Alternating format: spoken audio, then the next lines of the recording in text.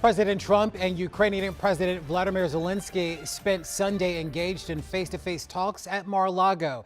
Well, the meeting marks the third time the two leaders have met in person on U.S. soil since President Trump's re-election. Now, the talks come as President Trump is expressing optimism his administration can bring the war between Russia and Ukraine to an end.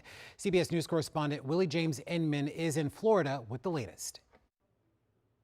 President Trump's meeting at Mar-a-Lago on Sunday with Ukrainian President Volodymyr Zelenskyy is the White House's latest attempt to bring the war between Russia and Ukraine to an end. Our meeting was excellent. We covered, somebody would say 95%, I don't know what percent, but we have made a lot of progress on ending that war, which is really certainly the most deadly war since World War II.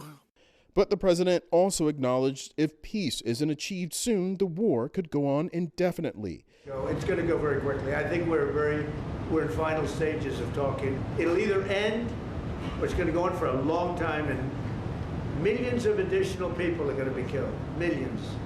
And nobody wants that. Earlier on Sunday, President Trump posted on Truth Social that he had a very good and productive call with Russia's President Vladimir Putin. He then told reporters later in the day that he would follow up with another call to Putin after his meeting with Zelenskyy wrapped up. Sunday's meeting comes one day after President Zelenskyy met in person with Canadian Prime Minister Mark Carney and held a virtual call with European leaders.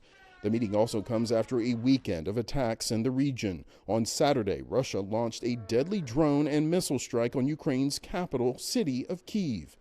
President Zelenskyy told journalists he intends to speak to President Trump about a 20-point peace plan and security guarantees aimed at preventing future Russian incursions.